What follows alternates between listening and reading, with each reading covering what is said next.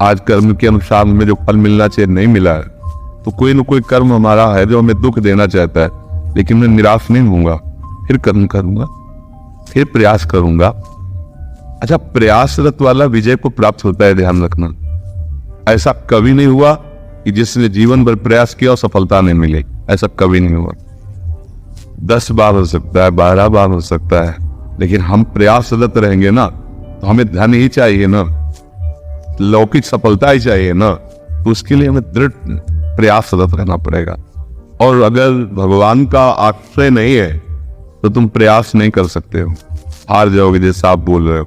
और भगवान का आश्रय है तो फिर हारोगे नहीं। आप पीठ इसलिए जाते हैं क्योंकि आपको भगवान का भरोसा असलियत में नहीं है, असलियत में नहीं। वो कैसे प्यार कर रहे हैं तुम्हें कैसे बताया, एक एक कदम पे उनका दुलार, उनका वो प्यार की मूर्ति ही है। हाँ, संसार में जन्म हुआ है तो बड़ी आवश्यकताएं हैं, पुत्र है, पुत्री है, पढ़ाना लिखाना है, सब। तो जन्म देने के पहले वो हिसाब लिखा हुआ है, जो तुम्हारा जन्म हुआ या तुम्हारे बच्चों का जन्म हुआ, पहले से लिखा हुआ है। अब उस लिखा पढ़े को अगर मिटाना है तो फिर एकमात्र भगवान का भजन, भगवान का आश्रय है, नहीं तो अवश्य भोगना पड़ेगा, अवश्य। अगर हम केवल धन लक्ष्य रखते हैं तो किसी की भी आराधना करके बिना भगवान का आश्रय भजन किए कोई भी धन हमें सुख प्रदान नहीं कर सकता। भगवान का आश्रय है, नमक रोटी खाओगे, चैन से रहोगे, परिवार सुखी रहेगा। धन की ज्यादा परवाह मत करो, धर्म की परवाह करो, तो धन अपने आप आपके पास आ जाएगा, जिसे सच्चे आपको कहते हैं। अभी आपको भगवान के प्रताप का पता नहीं है। महालक्ष्मी जिनके चरणों को चापती रहती है, वो जरा सी कृपा कौन कर दे तो कुबेर का खजाना आपके घर आ जाए। तो बोले आ क्यों नहीं रहा है? क्योंकि आपको भगवान का भरोसा नहीं है, आपने ऐसे कर्म किए भगवत विमुख। इसलिए डिप्रेशन वाली बात तो नहीं आनी चाहिए। हाँ, धन की जरूरतें होती है तो प्रभु ने तुम्हें कर्म दिया, कर्म करो। अगर सफलता नहीं मिलती तो निराश मत हो, फिर प्रयासरत रहो। अगर बहुत धन भी प्राप्त हो गया और भजन हुआ नहीं तो यही तो बैंक में रह जाएगा। कितने ऐसे लोग हैं जिनको बहुत धन की प्राप्ति, तो क्या शांत है वो? क्या वो प्रसन्न है? क्या वो सुखी है? केवल दिमाग की भावना है, खाओगे तो उतना ही और जाओगे तो है तो बैंक में लाद के लिए जाओगे बैंक नहीं।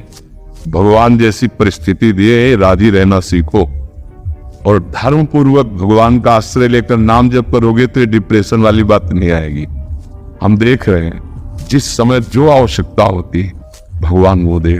हम जानते ही नहीं कि हमारी आगे क्या व्यवस्था होनी, और मेरे प्रभु आगे से आगे व्यवस्था की है। भगवान का वो कैसे चलाते हैं, जैसे बालक की दुलार वृत्ति माँ के अंदर होती है ना, करो सदा तिनके रखवारी जिन बालक राख। हम ये नहीं कह रहे कि हमारी कोई तपस्या देख के भगवान दीजिए, नहीं। वो केवल ये देखते हैं कि मेरे सिवा इसका कोई सहारा नहीं, आपका है इसलिए आप परेशान हो।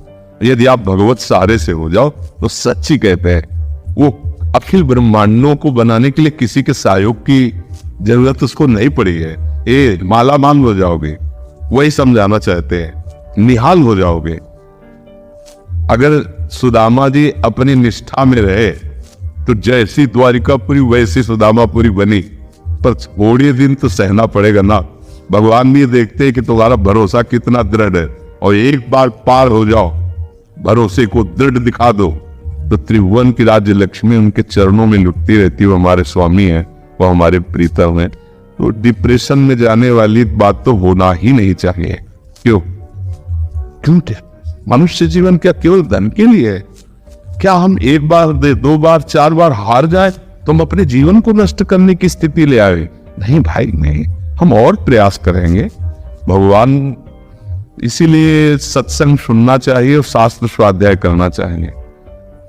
आप केवल धन के लिए डिप्रेशन में, और हमारे आपके ही जो अपने गुरुजन जन हैं अपने धर्म के लिए प्राण की बाजी लगा दी। छोटे छोटे 9 किशोर बच्चे हैं और दीवाल में चुने जा रहे हैं, और कहा जाता है तुम्हें हर सुख मिलेगा केवल तौबा कर। लेकिन उन साहब के कृपाल जनों ने तो बात स्वीकार नहीं किया, ऐसे ही पेट रखे और हम उन्हीं के जन है।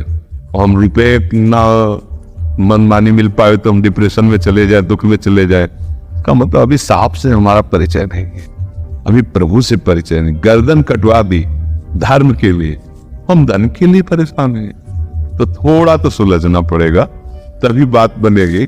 और संतों के पास केवल जाया जाता है अध्यात्म बल के लिए। अध्यात्म बल है तो तुम जीत गए, ये लौकिक बल कोई बल नहीं है, अध्यात्म बल ही बल है। इसलिए नाम जप करो, भगवद आश्रित रहो, और कर्म करते हुए अगर हार हो रही है तो चिंता मत करो। एक बार होगी, दो बार होगी, तीसरी बार हम सफल हो ही जाएंगे, क्योंकि हम प्रयासरत है तो भगवान हमारे साथ है, सफलता हो ही जाएगी।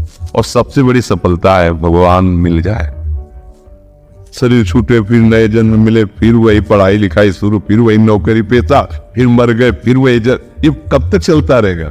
एक बार स्थायी जगह तो पहुंचे। स्थायी जगह है भगवान का धाम, भगवान की प्राप्ति। हमारे जीवन में सबसे बड़ी लाभ की बात यह है भरोसा। भगवान का भरोसा कर लो और भरोसे में कभी हिलना नहीं, फिर आप चमत्कार देख लेना। साधना एक तरफ होती है, भरोसा एक तरफ होता है। अम्बरीश जी को भगवान का भरोसा, दुर्वासा जी के पास तपस्या है, भागना पड़ा तपस्वी दुर्वासा को, भगवान का भरोसा सुदर्शन चक्र पीछे पीछे उनको दौड़ाता रहा। भरोसा दृढ़ रखो। आज तक भूखे रहे हो क्या? फिर भरोसा, फिर डिप्रेशन वाली बात क्यों आनी चाहिए? हम लोगों को तो कई कई दिन भोजन नहीं मिले, गालियां मिली सामने से, लेकिन हिले नहीं। 12 वर्ष से निकले थे, पूरा जीवन की शाम होने जा रही, हिले नहीं। बस यही रहा, कुछ भी हो, कितना भी कष्ट हो, हम जिस लक्ष्य पे निकले, तो इसीलिए उन्हीं भगवान का आश्रय लो, परम सुखी हो जाओगे। ज्यादा मन को दुखी मत करो, संसार की वस्तुएं न मिले तो ज्यादा दुखी मत करो।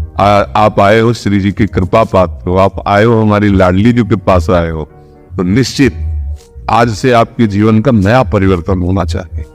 आप केवल सुधरने की चेष्टा करो, कि आप खुद देख लेना, ठीक है ना?